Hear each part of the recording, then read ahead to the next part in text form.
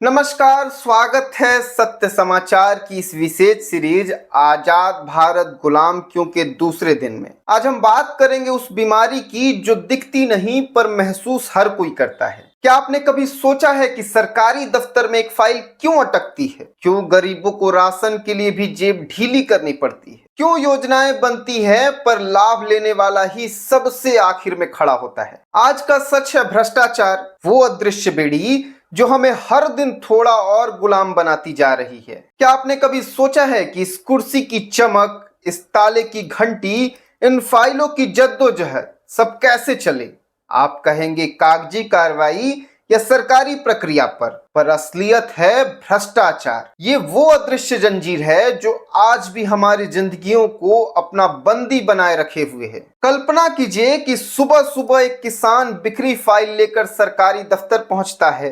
हकी बतौर उसका नाम जनधन योजना में दर्ज होना था, पर बाबू का जवाब है इजाजत चाहिए, फीस तो दे दो, सीधे नहीं होगा बंधु, बख्शीश तो बनेगी। आज हम बात करेंगे उन बेड़ियों की जो 75 साल बाद भी आजादी की राह में रोड़ा है। दिन प्रतिदिन भ्रष्टाचार आम आदमी की जिंदगी में घुलकर बैठ गया है। एक सर्वे में 88% लोगों ने माना कि हमारा देश भ्रष्ट है और 82% ने कहा कि उनका खुद का जीवन भी भ्रष्टाचार से प्रभावित हुआ है। जो लोग पुलिस या अन्य दफ्तरों में जाते हैं उनमें से लगभग 42% को रिश्वत देनी पड़ती है और पहचान पत्र जैसे दस्तावेज लेने वालों में 41% ने रिश्वत देने की बात स्वीकार की है। ऐसे ही सरकारी जन वितरण प्रणाली की दुकान पर रिश्वतखोरी आम बात है। सर्वे बताते हैं कि करीब 50% लोगों ने नया राशन कार्ड बनवाने के लिए रिश्वत दी।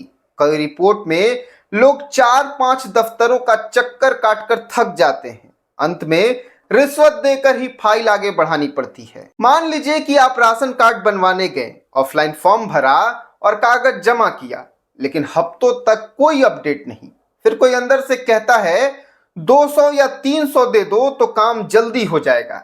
आपके पास चारा नहीं होता और आपको पैसे देने पड़ते हैं। अक्सर ही पुलिस स्टेशन में पुलिस एफआईआर लिखवाने में कैसे नाको चने चबवाते हैं। पीड़ित से ही उल्टे सीधे सवाल पूछे जाते हैं। अगर कोई जान पहचान वाला नहीं हो तो लिखेंगे लेकिन कुछ देना होगा। ये कुछ देना होगा है ना, यही हमारे देश की सबसे बड़ी बेड़ी है और इसे हर आम आदमी हर दिन झेल रहा है। एक गरीब के लिए सरकारी दफ्तर में जाना एक मानसिक यातना बन जाता है। सरकारी स्कूल, अस्पताल, पंचायत, राशन, हर जगह उसे या तो इंतजार करना पड़ता है या चुपचाप घूस देनी पड़ती है। जो योजना उसके लिए बनी है उस तक पहुंचने में भी उसे दे देकर जाना पड़ता है। यही सबसे बड़ी विडंबना है। जिसकी मदद होनी चाहिए वही सबसे ज्यादा लूटा जा रहा है। हर 2-3 साल में कोई ना कोई घोटाला सामने आ जाता है। कभी 2G स्कैम, कभी कोयला, कभी कॉमनवेल्थ, तो कभी कोई ब्रिज, कभी चारा, तो कभी कोई योजना के द्वारा अरबों खरबों का घोटाला हुआ है। नेता बदल जाते हैं, अफसर बदल जाते हैं, पर सजा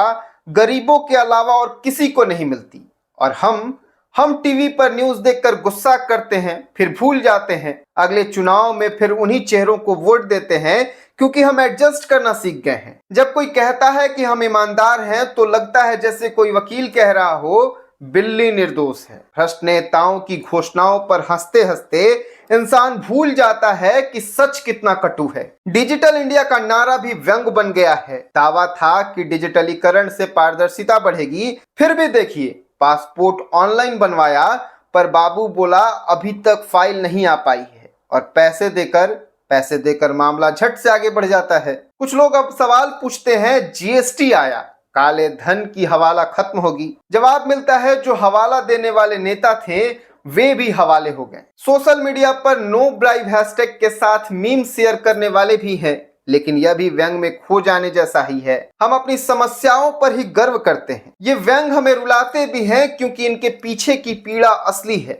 जब तक भ्रष्टाचार रहेगा ऐसे चुटकुले मिलते रहेंगे और जनता भी उसी तर्ज पर मुस्कान बिखेर कर जीना सीखेगी। समाज और सरकार ने मिलकर कई कदम उठाए पर सुधार की गति सुस्त ही रही। जैसे आरटीआई के द्वारा नागरिकों को सरकारी कामकाज की जानकारी लेने का हक मिला, इससे कई घोटाले उजागर हुए, लेकिन अधिकारियों में इनकार की प्रवृत्ति भी रही। आरटीआई के माध्यम से मिलने वाले जवाब भी कभी कभी मुकदमे में ही अटक जाते हैं। सीबीआई, ईडी जैसी एजेंसियां भ्रष्टाचार की जांच करती है, पर मामलों के गवाह अदालत में लंबित रहता है।